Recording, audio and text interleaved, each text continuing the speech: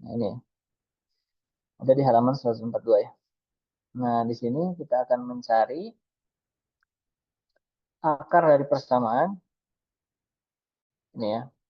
Fx sama dengan min 0,5 x kuadrat plus 2,5 x ditambah 4,5 ya. Yang pertama secara grafik, yang kedua menggunakan persamaan kuadrat yang rumus ABC itu karena ini persamaan kuadrat ya. Ini rumus ABC dan yang C kita akan menggunakan metode bagi dua ya untuk menentukan eh,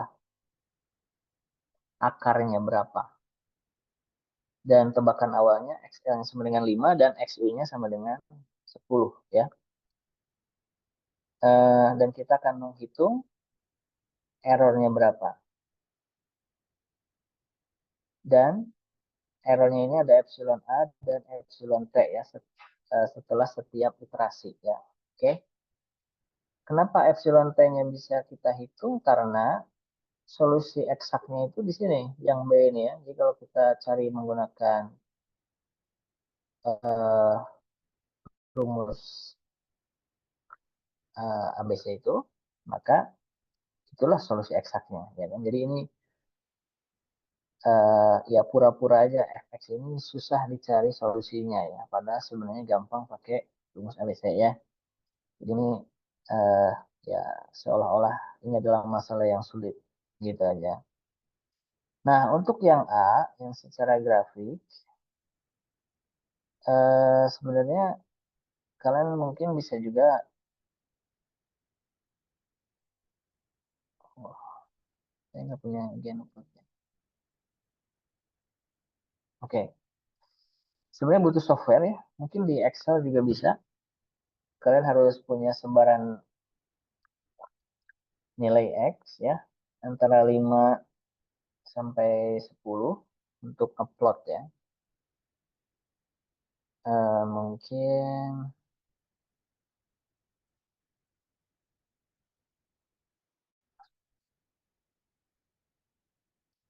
ya misalnya ini X, kemudian ini ya X gitu ya. Terus ini mulainya dari 5 ya kan. Kemudian misalnya kita tambahin 0,2 aja ya. Sampai 10 ya. Nah,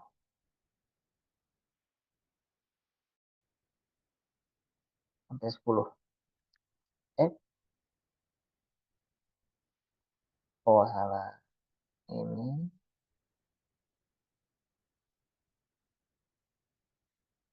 oh baru sampai 8 ya. Oke, mungkin terlalu ini ya, terlalu banyak. Oke, apa deh, sampai 5 aja deh.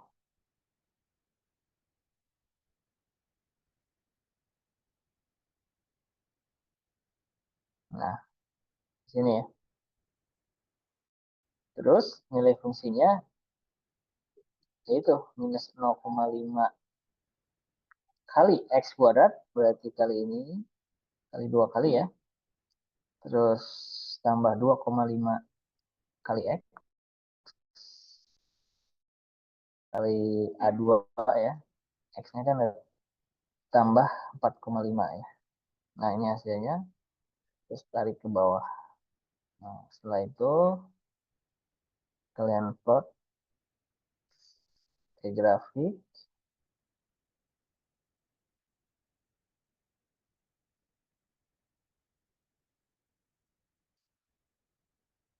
Sorry. Ini ya.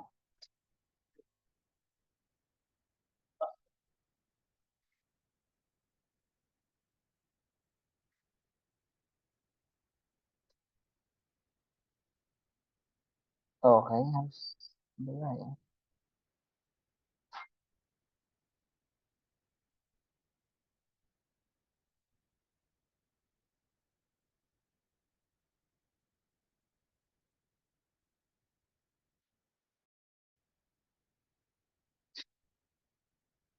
Gimana sih? Saya lupa.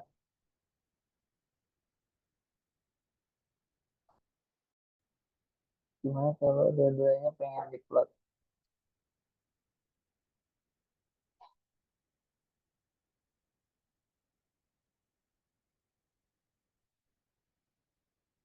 Ini ya.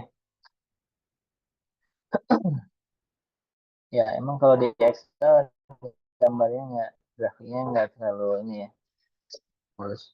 Oke, ini sumbu horizontalnya, sumbu X-nya. Dan kita plot dari 5 sampai 10 dengan jarak 0,5 ya tadi. Nah, di sini kita bisa bayangkan akarnya ada di mana ya. Ini ada di sini. Antara 6 dan 7, ya kan? Mungkin 6, 5 bisa jadi, ya kan? Kira-kira akarnya. Nah, ini adalah metode grafik ya. Kalau yang B, kalian bisa cari menggunakan rumus ABC tadi. Ya. Nah, sekarang yang mau saya bahas adalah kita gunakan 3 iterasi metode bagi 2 ya untuk menentukan akar yang paling besarnya. Ini akarnya yang mana? Akarnya yang ini kan, 6, oh ya, maksudnya gini, kalau dihitung pakai rumus ABC, nanti akarnya ada 2 ya kan? Dan kita mau mengestimasi akar yang paling besarnya. Mungkin yang satunya negatif, bisa jadi ya. Atau mungkin juga ya, ya kita nggak tahu ya. Ini kalau dihitung pakai rumus ABC itu kan akarnya ada 2 ya. Kita pilih salah satu akar yang yang ada dalam interval 5 sampai 10 gitu maksudnya ya. Katanya sih angkanya yang lebih besar. Oke. Nah, kemudian kita bisa menggunakan, oke, ini saya hapus dulu aja ya. Atau apa Pak ya, biar saya nggak usah hitung lagi. Nah, true value-nya ini ya 6,4. Nah, sesuai estimasi kita tadi ya. Oh, ini akarnya nih. Jadi tinggal dihitung pakai rumus ABC tadi. Kan rumus ABC itu ada plus minusnya ya. Nah, kita pilih di sini yang minus ya. Ternyata yang minus ya. Yang dimaksud di sini adalah 6,4 dan itu sesuai dengan grafik ini ya. Kira-kira di 6,5 tadi kan. 6,4. Ini adalah true value-nya. Nah, ini adalah XL-nya. Kita mulai dari XL ya. XL-nya 5, kemudian XU-nya 10. Nah, kita cari nilai fungsinya. Nilai fungsinya itu hitung dari fungsi ini ya.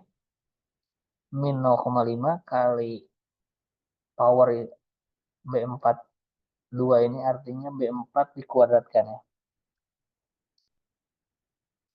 B4 itu kan 5 ini ya. Jadi bayangkan aja ini X-nya diganti dengan 5 ya. Ini 0,5 kali X kali 5 kuadrat ditambah 2,5 kali 5 ditambah 4,5 gitu ya. Jadi ini adalah rumus dari fungsi ini ya. Dengan mengganti X-nya dengan B4.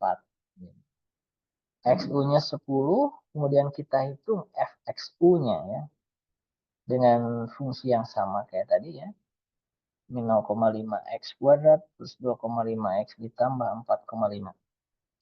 Nah, setelah itu kita hitung dulu XR-nya ya. Oh, sebelum menghitung XR masih ingat tadi di step yang pertama. Di step yang pertama itu uh, kita pastikan akarnya ada di situ ya kan. Makanya um, nah di sini kalikan fx dengan fx-nya apakah kurang dari 0, dan kalau kita lihat di sini nilai fungsinya yang satu positif, yang satu negatif ya. Berarti kalau kita kalikan nilainya negatif. Berarti sudah oke. Kita bisa pastikan dalam antara 5 sampai 10 ini ada akar persamaan di situ. Ya, karena kita sudah cek nilai fungsinya yang satu positif, yang satu negatif. Ya. Setelah itu, di langkah yang kedua kita hitung nilai tengahnya, ya kan? XR-nya yaitu rata-rata dari XL dan X2. Nah, kita bikin kolom yang baru namanya XL. Kita lihat rumusnya. B4 ditambah T4 dibagi 2 ya. Berarti XL tambah XU dibagi 2 ya. Hasilnya adalah 7,5. Nah, setelah itu kita hitung FXR-nya pakai fungsi yang tadi ya sama. Tinggal dimasukkan 7,5 ini ke fungsi yang mau kita cari akar persamaannya. Oke. Nah, di iterasi yang pertama ini Apa?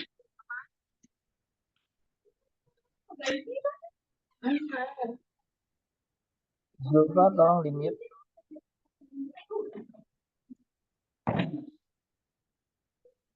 Zulfa. Oke.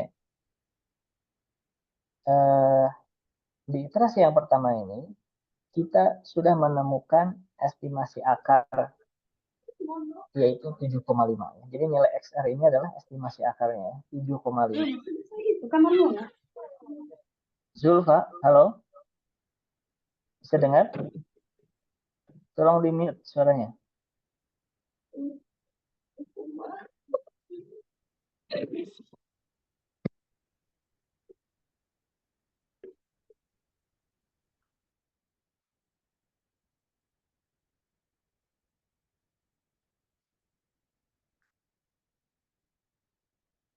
Oke. 7,5 ini adalah estimasi akarnya ya. Dan kita bisa hitung epsilon t-nya dengan cara ya bandingkan estimasi akar 7,5 ini dengan nilai yang sebenarnya ya kan. Nilai yang sebenarnya kan 6,4 sekian. Nah, makanya di sini rumus epsilon t-nya ABS ini nilai mutlak antara B2. Nah, ini pakai dolar supaya nanti kalau kita tarik rumusnya ke bawah itu nggak akan berubah ya, nggak akan bergeser, tetap di B2 nilai eksaknya gitu ya. Kurangi eh, nilai aproksimasi dibagi dengan nilai aproksimasi gitu ya. Ini adalah epsilon T. Nah, epsilon A-nya kita belum bisa menghitung ya karena butuh dua solusi aproksimasi. Hanya masih 0 ya. Nah, di iterasi yang kedua, setelah sorry. Nah, langkah yang ketiga ini kan kita akan menggeser-geser ruang pencariannya ya. Kita mau ke kiri atau ke kanan gitu kan. Maka di sini, oke, jangan dulu ke rumus Excel-nya deh ya. Kita lihat dulu apa namanya? Kita lihat dulu ini ya. Apakah FXL dikali FXR kurang dari 0? FXL-nya yang atas ini ya. 4,5 positif, ya kan? FXR-nya negatif. Berarti kalau kita kalikan FXL dikali FXR itu kan negatif juga ya. Nah, kalau dia negatif, maka kita melakukan pencariannya ke lower ya, ke bawah atau ke sebelah kiri. Dan kita perlu menggeser XU ya, yang asalnya ada di kanan ke tengah. Makanya di sini XU sama dengan XR gitu. Nah, pengecekan kondisi if ini kita masukkan ke dalam Excel ini gitu. Sebenarnya hitung manual juga bisa ya. Cuman di sini saya langsung contohkan ke Excel aja ya. Jadi kalian untuk uraiannya bisa kalian hitung secara manual. Nah, jadi XL di sini kan ada dua kemungkinan nih. Berubah atau tetap gitu ya. Apakah XL-nya bergeser ke tengah atau tetap di 5. Dan barusan kan yang menentukannya itu adalah yang yang bergesernya kan XU-nya ya. Coba kita lihat kondisi XU-nya. Jika C4, C4 itu apa? FXL ya. Jika C4 dikali G4, G4 itu apa? FXL ya. lebih kecil dari 0 atau nilainya negatif, maka sel ini itu akan diisi dengan F4. F4 itu artinya XR-nya akan bergeser ke tengah. Sorry.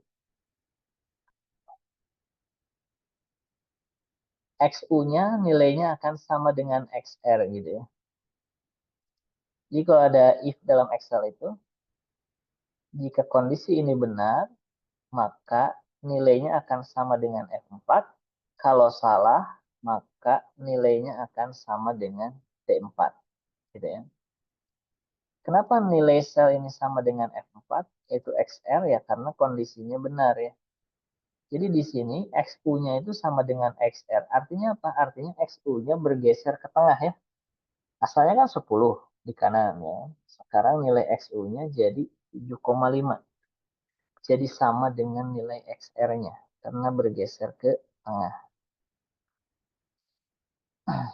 Nah, sedangkan yang 5 ini dia hanya akan berubah kalau nih C4 kali G4-nya lebih besar dari 0. C4 itu kan FXL. G4 itu FXR ya. Jadi kalau FXL dikali FXR-nya positif, maka nilainya akan sama dengan F4. Kalau tidak, maka akan sama dengan D4. Karena ini positif ya. Atau kita lihat, nah kita ya ini kan.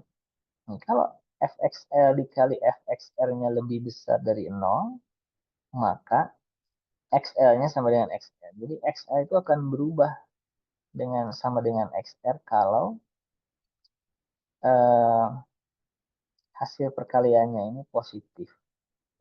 FXL dengan FXR-nya positif. Ini kalau ini kan negatif ya, jadi dia nggak berubah ke 5.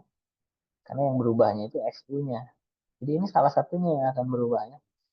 Apakah eh, jadi ini asalnya kosong ya. Gitu. Nah gitu ya.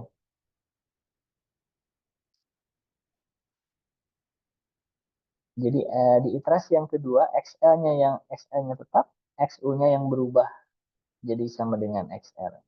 Artinya bergeser. Jadi ruang pencariannya berubah nih, yang asalnya 5 sampai 10, sekarang jadi 5 sampai 7,5. Jadi berkurang setengahnya. Itu maksudnya ya. Jadi memperkecil ruang pencarian. Kita hitung FXL-nya sama, 7,5 FXL-nya jadi minus 4,1. Jadi ini tinggal di drag aja ke bawah. Nah, XR-nya hitung lagi ya. Karena di sini kita punya XL dan XU yang baru, maka kita hitung XR-nya jadinya 6,25. Terus hitung nilai fungsi dari ini. Ini tinggal ditarik ya. Ini kan asalnya nggak ada ya. Tinggal ditarik ke bawah. Gitu. Terus ET-nya juga sama. Ini kan asalnya nggak ada ya. Tinggal ditarik ke bawah. Nah gitu. Nah 20 ini baru kita hitung EA ya. Epsilon A. Aproksimasi. Masih ingat? Solusi yang baru dikurangi solusi lama dibagi solusi baru ya. Nah ini. Absolut nilai mutlak dari F5. Solusi baru dikurangi F4 solusi lama dibagi dengan solusi baru kali 100 kali 100 jadilah ya gitu ya. Sudah. Nah, cukup sampai 2 iterasi. Maka sisanya kan sampai iterasi 3 ya. Nah, kita bisa tarik gitu. Kenapa di sini 6,25-nya berubah? Sorry, kenapa XL-nya berubah jadi 6,25? Karena kondisi if-nya benar ya. Nih, C5 FXL dikali fxr positif. Ya kan, karena dua-duanya positif. 4,5 kali 0,5. Kalau dua-duanya positif, maka nilai sel ini akan sama dengan F5. F5 itu adalah XR-nya. Ya. Jadi di sini XU-nya maju ya. XU-nya bergerak ke tengah. Asalnya 5, sekarang jadi bergerak ke tengah. Kenapa bergerak ke tengah? Karena kita akan melakukan pencariannya ke sebelah kanan dan di sebelah kiri. Jadi kenapa tadi XU-nya yang berubah ke tengah? Karena kita akan melakukan pencariannya ke sebelah kiri.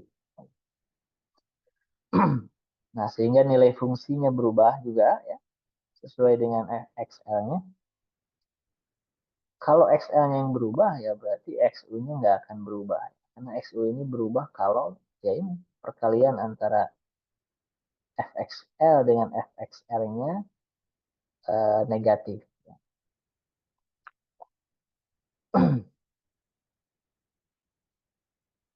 Dan ini kan dua-duanya positif. Yang benar kan tadi ya. Jadi XU-nya tetap di 7,5 yang bergerak 6,25. Lihat. Dari sini kita bisa melihat ruang pencariannya sekarang jadi lebih kecil lagi ya. Yang asalnya 5 sampai 7,5 sekarang jadi 6,25 kali 7,5 ya. Oke. Dan fxu-nya kita hitung ya. Kemudian xr-nya kita hitung lagi, rata-rata dari xr dan xu. Terus kita hitung lagi nilai fungsi fxr ini. Kita hitung galatnya, rt, dan kita hitung EA-nya. Oke. Dari sini yang bisa kita simpulkan sementara adalah nilai XR-nya atau nilai estimasi akarnya dari iterasi 1 sampai 3 itu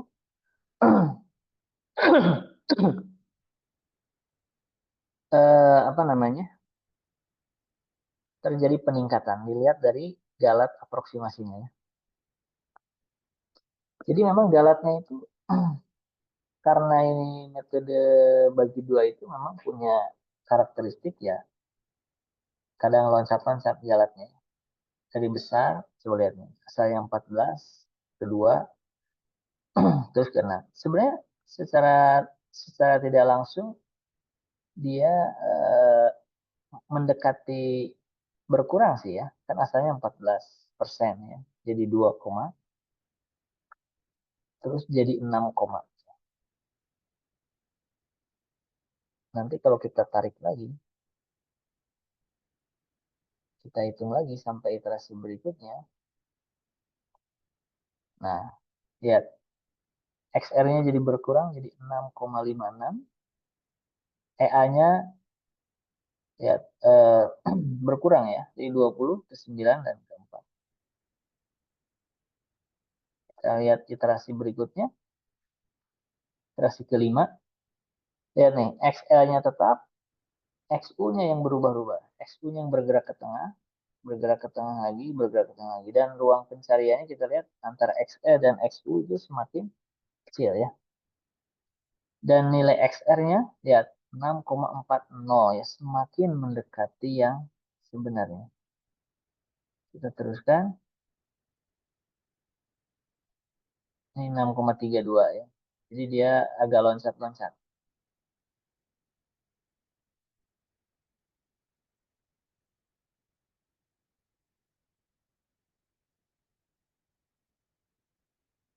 Nah, sampai iterasi 10, kita bisa lihat errornya sudah di bawah. Ya, sudah ada 0 lah di sini ya. Dan kalau kita lihat angkanya juga sudah cukup mendekati ya. Kalau masih belum puas, bisa ditarik lagi ke bawah. Dan seterusnya ya. 403 nih, 405. Nah, saya kira untuk simulasi perhitungan cukup sampai di sini ya. Sampai iterasi 10 kita bisa melihat atau memberikan kesimpulan bahwa estimasi akar persamaannya semakin baik ya. Dan ini ditandai dengan lihat EA-nya ya, artinya penurunan error apa aproksimasinya yang lebih kecil ya.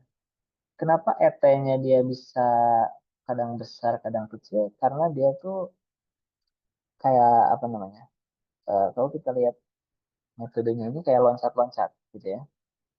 Coba bayangkan nih, XR itu kan yang tengah. Ketika dia di sini, selisih dengan akarnya itu kan kita bisa ngelihatnya segini. Dan ketika di iterasi berikutnya, iterasinya bisa makin kecil, sorry, errornya bisa lebih kecil, tapi ketika diambil tengahnya lagi, itu dia ke jarak yang tengah itu bisa bisa agak jauh gitu ya. Makanya ya karena dia bergeraknya itu kayak memperkecil interval aja ya. Makanya dia kadang loncat-loncat. Dan di sini ada grafik pembandingnya ya. Nah ini grafik pembanding antara galat aproksimasi atau epsilon A dengan eh, galat yang sebenarnya ya, epsilon T. Lihat dia kayak zigzag gini ya. Set, set, set, gitu kan. Kalau aproksimasi dia cenderung linear gitu ya, turun gitu ya. Sama kayak tadi. Nggak ada istilah. Kadang naik, kadang turun gitu. Nah, itulah apa namanya? Bagaimana cara dari algoritma bagi dua ini bekerja gitu ya. Dengan prinsip bagi dua. Oke, sampai sini dulu. Ada yang mau tanya? Silakan open mic.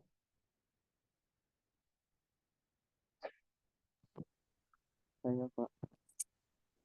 Ya, silakan. Pak, kalau fungsi fungsi tersebut menghasilkan nilai-nilai gimana ya? Akar-akarnya itu bukan akar-akar yang real, dia imajiner itu gimana, Pak? Ya, di sini kita batasi pencariannya hanya untuk akar yang bernilai real, gitu. Hanya untuk akar yang bernilai real. Karena eh, perubahan apa namanya? Perubahan lihat XR ini kan membagi dua dari XL dan XU ya kan rata-rata. Jadi selama XL dan X ini bilangan real, ya kita akan menghasilkan bilangan real lagi, gitu kan? Nah, sedangkan kalau akar-akarnya imajiner itu kan gimana? Kalau diplot di ya secara grafik pun akan sulit ya nyari akarnya ya, secara grafik gitu. Atau nilai ya kan kalau yang sorry mana tadi? Nah, kayak gini ya. Kita kan ketika memilih dua tebakan awal, misalnya 5 dan 10, kita harus memastikan nilai yang apa eh, terjadi perubahan tanda di nilai fungsinya ya, positif dan negatif. Nah, kalau yang bilangan imajiner itu ya agak sulit ya.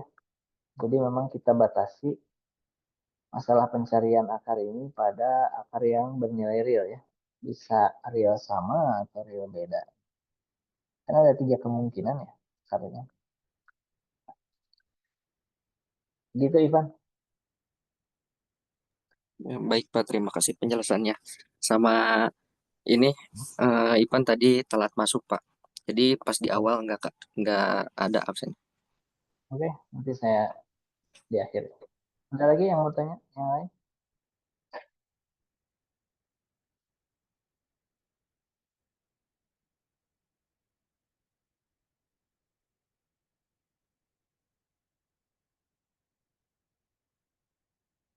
Nah, karena ini online, jadi saya agak susah ngecek. Biasanya kan saya keliling ya, jawabannya benar atau enggak gitu. Karena ini online, jadi eh, paling untuk latihannya, kalian bisa bikin Excel kayak gini.